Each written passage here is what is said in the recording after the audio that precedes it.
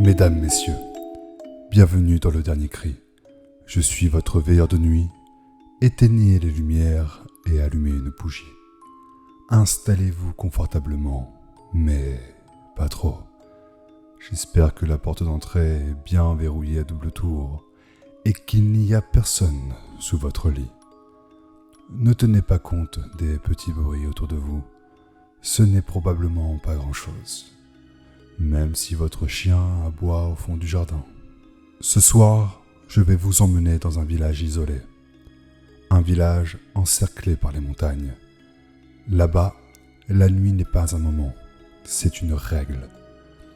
À la tombée du soir, une cloche sonne, et quand elle retentit, tout le monde doit rentrer, fermer les volets, verrouiller les portes, et surtout se taire.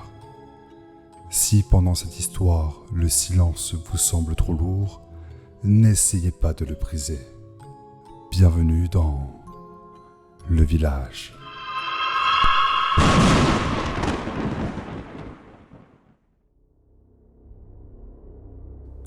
Un village assombri par le voile des montagnes qui l'entourent. Elle l'enserre de tous côtés, trop proche, trop haute, comme si elle avait été dressée là pour empêcher quelque chose de sortir. Ici, il y a des règles. Elles ne sont pas écrites, elles ne se discutent pas, elles se transmettent par la peur. Quand le soir approche, personne ne regarde l'heure. Tout le monde regarde l'église. La cloche est vieille, son métal est fendu, elle ne sonne jamais pour rien. Première règle. Au son de la cloche, tout le monde doit rentrer chez soi. Les conversations s'arrêtent net. Les derniers clients sont poussés dehors sans un mot. Dans les rues, les pas s'accélèrent. Pas dans la panique, dans une urgence parfaitement maîtrisée. Une mère attrape son enfant par le bras. Un vieil homme trébuche mais continue. Personne ne reste dehors, personne ne négocie. Un couple au cinéma se regarde au son de la cloche. Le film s'arrête net. La lumière s'allume. Tout le monde se lève et part sans un mot, comme une habitude ancienne. Deuxième règle. Au son de la cloche, les volets doivent être fermés, les rideaux tirés, les portes verrouillées. On ne ferme pas dans la précipitation, on ferme correctement. Les battants sont tirés lentement. On vérifie qu'aucun jour ne laisse passer la lumière. Les barres de bois glissent dans les crochets, les serrures claquent une à une. À l'intérieur, les lumières baissent. Pas totalement, juste assez pour disparaître. Troisième règle. Au son de la cloche, tout le monde doit se taire. Pas de chuchotement, pas de pas inutiles, pas même un sanglot. On dispose un casque anti-bruit sur les enfants, un regard suffit à leur faire comprendre qu'il ne faut faire aucun son, aucun bruit. Le village devient muet. Et seulement alors, quand le silence est total, quand plus aucun son humain n'existe, autre chose commence à se faire entendre.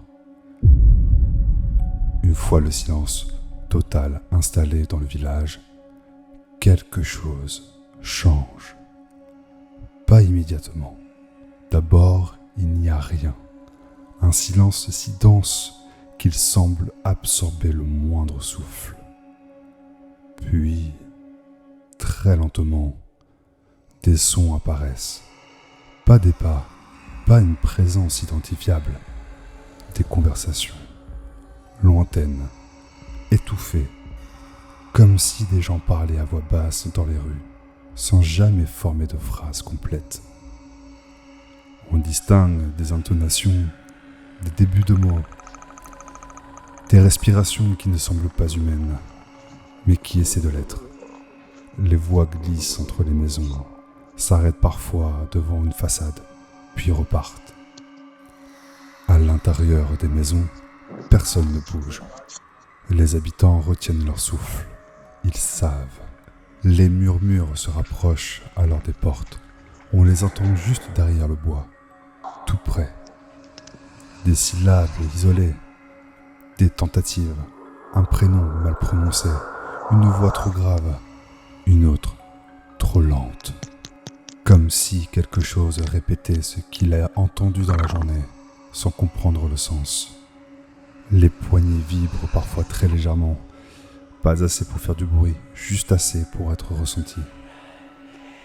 Aux fenêtres, le phénomène est différent. Ce ne sont pas des voix, ce sont des pressions, un craquement lent du bois, un poids appliqué puis retiré, comme une main qui teste la solidité sans jamais frapper. Parfois, quelque chose glisse le long du verre. Un frottement humide, impossible à identifier. Les rideaux tremblent légèrement. À l'intérieur, les enfants sentent tout. Ils se crispent. Ils veulent parler. On leur plaque la main sur la bouche avant même qu'un son ne sorte. Les murmures continuent. Ils ne cherchent pas à rentrer. Ils cherchent à répondre, à imiter, à exister. Comme si, chaque nuit, un autre monde prenait sa place dans les rues désertes. Un monde fait uniquement de sons mal appris, de voix empruntées, de gestes sans corps. Et ce monde ne disparaît qu'au lever du jour, quand la cloche sonne à nouveau.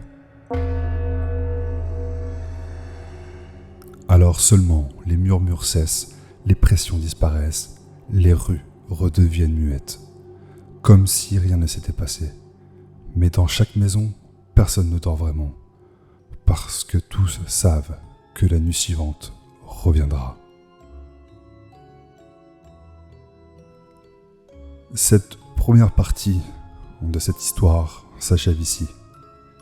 Le village est plongé dans le silence, les règles sont respectées, la nuit peut continuer. En attendant la suite, je vous souhaite une bonne nuit. Du moins, si vous parvenez à rester silencieux jusqu'au matin. C'est ce que je vous souhaite.